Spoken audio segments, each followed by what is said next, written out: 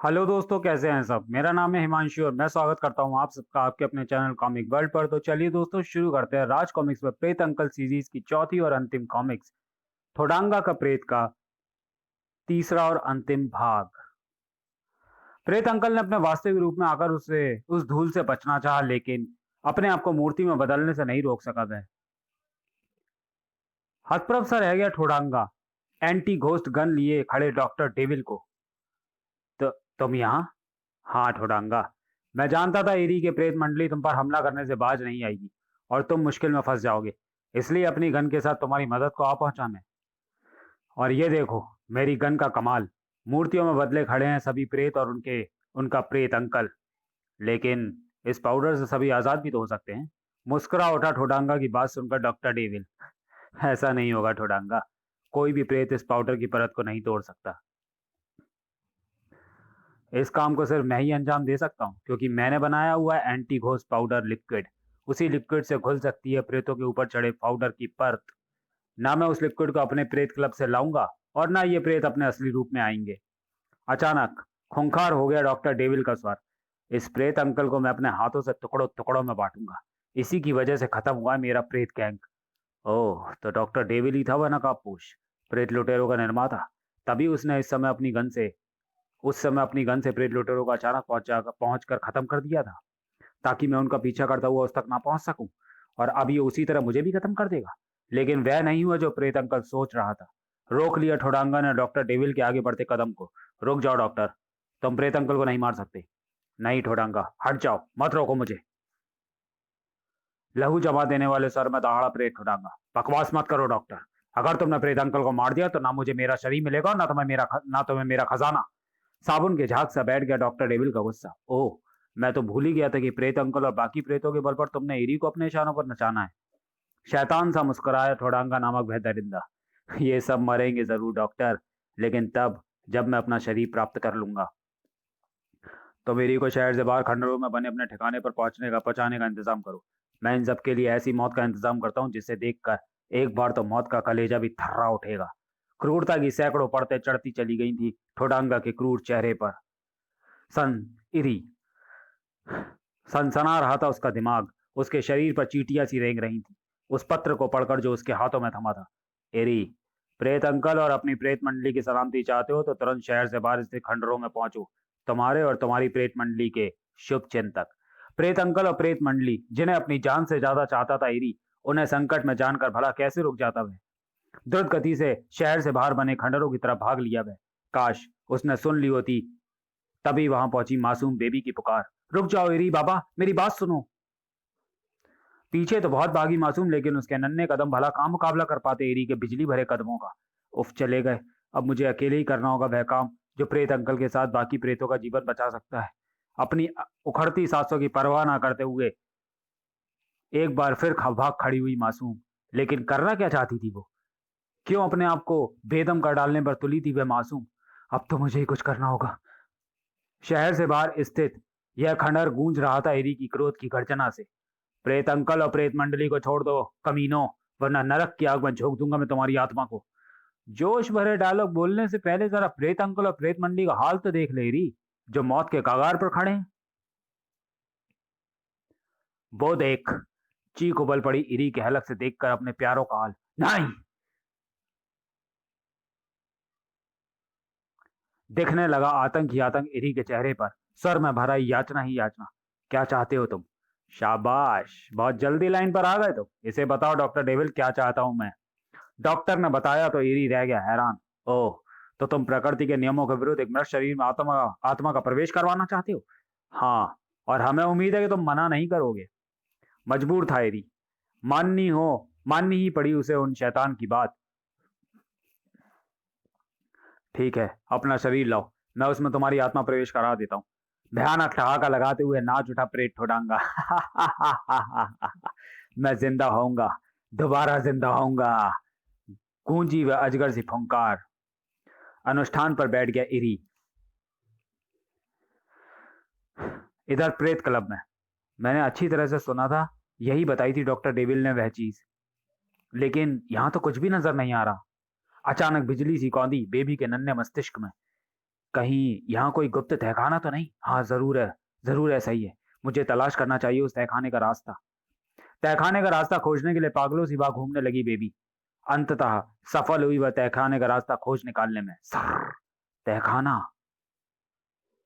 इधर सफल हुआ ठोडंगा का प्रेत इरी के अनुष्ठान की बदौलत अपना शरीर पाने में। हा हा हा हा हा हा हा।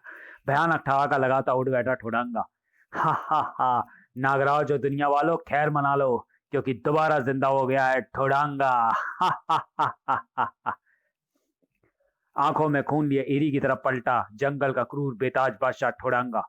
अपने प्रलय कार्यक्रम की शुरुआत में तुझे मौत देकर करूंगा। तू बनेगा इरी ठोडंगा के जीवन का दूसरे जीवन का पहला शिकार। नहीं ठोडंगा, ये तेरा नहीं हमारा शिकार है। आवाज की दिशा में घूमा, हर कोई उछल पड़ा। एलिफेंटा? गुरुदेव आप? हाँ ठोडंगा, हम। इरी के खून से अपने प्रतिशोध की आग को बुझाने की इच्छा यहाँ खींच लाई हमें। सवाल दागा ठोडंगा ने। आपकी इससे क्या दुश्मनी है गुरुदेव? दुश्मनी? बहुत बड़ी दुश्मनी है इससे मेरी। उन दिनों में प्रेत देव से महाप्रेत यंत्र पाकर पूरे ब्रह्मांड का सम्राट बनना चाहता था। प्रेत देव ने मेरी इच्छा पूरी करने का वचन दिया और मेरे सामने 1001 सदात्माओं की बलि देने की शर्त रखी। मैं तुरंत तैयार हो गया। स्वर्गों को जाती सदात्माओं को अपने प्रेत सेवकों और मंत्रोजाल के बल पर फंसाकर उन्हें अपनी गुफा में कैद करने में जुट गया। लेकिन इससे पहले मैं अपने उद्देश्य में सफल हो पाता, एरी को अपने प्रेतों की मदद से मेरे बारे में पता चल गया। उसने अपनी प्रेत मंडली के साथ मुझ पर आक्रमण कर दिया। मैंने अपने गुलाम प्रेतों की सहायता से उनका मुकाबला किया। भयानक प्रेत युद्ध हुआ, जिसमें मेरे सभी गुलाम प्रेत और मेरे परिवार के सदस्य मारे गए। और शायद मैं भी मारा जाता अगर सब कुछ छोड़ छाड़ कर भाग खड़ा ना होता। इस तरह इरी ने मेरी गुफा में कैद सभी सदात्माओं को आजाद करके मेरे अरमानों पर पानी फेर दिया। तब मैंने कसम खाई, मेरे परिवार और मेरे अरमानों का खून किया है तूने इरी। जब तक तेरे खून से होली नहीं खेल लूंगा, चैन से नहीं बैठूंगा। बस उस दिन से मैं आज के दिन का इंतजार करता रहा। आज आपका इंतजार खत्म हुआ गुरुदेव। आज इसके खून से जी भरकर होली खेलिए, ये कुछ नहीं कहेगा। अगर अगर इसने विरोध करने की कोशिश की तो प्रेतों की भयंकर तबाही देखकर मरेगा ये। शुरू हो गया एलिफेंटा। तुझे तड़पा तड़पा कर मारूंगा इरी। आ तड़प उठा मूर्ति बना प्रेत अंकल। उफ। इरी चाहे तो अपने एक ही बार में एलिफेंटा को खत्म कर सकता है, लेकिन हमें बचाने के लिए खुद मौत के मुंह में जाने को तैयार है वो। उफ, कितना असहाय हूं मैं। कुछ भी तो नहीं कर सकता मैं इरी के लिए। छटपटाता प्रेत अंकल अचानक चौंक पड़ा उस छाया को देखकर। ये ये छाया, ये तो बेबी है। सचमुच बेबी ही तो थी वो, जिसके नन्हे हाथों में मजबूती से थमा था एंटी घोस्ट पाउडर लिक्विड का भरा जार।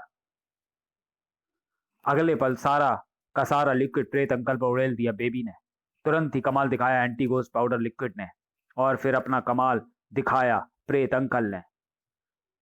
कड़ाक कड़ाक की आवाज के साथ टूटे उसके सारे बंधन। वही आवाजें बम के धमाके की मानिंद गूंजी। इरी की तबाही का तमाशा देखते ठोडांगा और डॉक्टर डेविल के कानों में कड़ाक कड़ाक सन्न रह गए दोनों नीचे झांकते ही। ओह, उस लड़की ने एंटीगोस पाउडर लिक्विड लाकर प्रेत अंकल को आजाद कर दिया, लेकिन वह बचेगा फिर भी नहीं। अगले पल दो काम एक साथ हुए।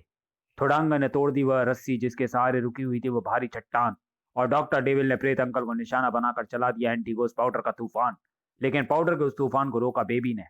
यह पाउडर से प्रेतों को मूर्ति बना सकता है, इंसानों को नहीं। और चट्टान को रोका प्रेत अंकल ने। ना सिर्फ रोका बल्कि उछाला भी। यह चट्टान तुम्हारी तुम्हारी मौत बनेगी कुत्तों। चट्टान की चपेट में आया डॉक्टर डेविल। उसके शरीर उसके ठोडांगा के खजाने को प्राप्त करने के अरमान और उसकी एंटी घोस्ट गन सभी का मलीदा बन गया। ठोडांगा से टकराया प्रेत अंकल। था उफ। तेरे प्रेत द्वारा किए गए एक एक जुल्म का हिसाब तेरे शरीर को सैकड़ों टुकड़ों में बांट कर लूंगा कमीने। इधर बाजी को पलटा इरी ने भी। भाग। वार करने का ठेका तूने ही ले रखा है क्या? उधर जो अब प्रेत अंकल ने किया ठोडांगा पर वार, तो कछुए की तरह उसने अंदर घुसेड़ ली अपनी गर्दन और घुसेड़ दी अपने सींग प्रेत अंकल के सीने में। तेरे जैसे सैकड़ों प्रेतों के लिए काफी है एक जिंदा ठोडांगा। अगला पल ठोडांगा के लिए अचंभित रह जाने का था। अपने सींगों से मेरे शरीर पर वार करके तूने जो गलती की है उसका पछतावा करने का भी मौका नहीं मिलेगा तुझे ठोडांगा। उधर इरी ने विजय प्राप्त कर ली अपने दुश्मन पर। ये नरक ये नरक अग्नि तुझे कहीं का नहीं छोड़ेगी एलिफेंटा। राख कर डाला नरक अग्नि ने एलिफेंटा को। इधर एक बार फिर ठोडांगा की मौत का कारण बने उसके सींग, क्योंकि उन्हीं को ही तो पकड़कर ठोडांगा के शरीर को दो हिस्सों में चीर डाला था प्रेत अंकल ने। चर्र! शरीर से आजाद होकर भागा जो ठोडांगा का प्रेत, तो उसे घेर लिया नरक अग्नि ने और अस्तित्व खत्म होता चला गया। नामो निशान मिट गया। गुजरे हुए कल की बात बन गया ठोडांगा। खत्म हो चुका था सब कुछ, लेकिन अभी बाकी था एक रहस्य। तुम एंटीघोस्ट पाउडर को धोने वाला लिक्विड कहां से लाई बेबी? कैसे पता चला उसका तुम्हें? बेबी ने खोला बाकी बचा वह अंतिम रहस्य। ठोडांगा के प्रेत से लड़ाई करते समय प्रेत मंडली के साथ मैं भी वहां पहुंच गई थी। जब डॉक्टर डेविल ने आप सबको पाउडर डालकर मूर्तियों में बदला, तो मेरा खून खौल उठा। लेकिन इससे पहले मैं आगे बढ़ती, मुझे सुनाई दी डॉक्टर डेविल की आवाज। ना मैं उस लिक्विड को अपने प्रेत क्लब से लाऊंगा, और ना ये प्रेत अपने असली रूप में आएंगे। फिर क्या था, मैं इरी बाबा को यह रहस्य बताने भाग खड़ी हुई, लेकिन जब मैं उन्हें ना रोक सकी, तो खुद ही प्रेत क्लब जाकर जार उठा लाई।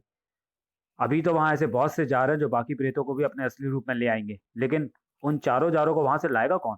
हम लाएंगे। फिर जल्द ही एंटी घोस्ट लिक्विड के द्वारा सभी प्रेत आजाद थे।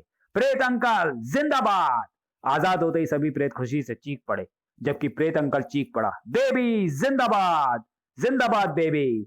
और प्रेत अंकल का साथ दिया था इरी ने, और वह साथ देता भी क्यों ना, आखिर बेबी की वजह से ही तो सलामत थे उसके प्यारे प्रेत और प्रेत अंकल।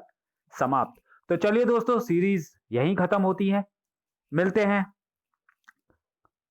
थ्रिल और सस्पेंस सीरीज की किसी अगली कॉमिक्स में, अगले वीडियो में। तब तक के लिए धन्यवाद।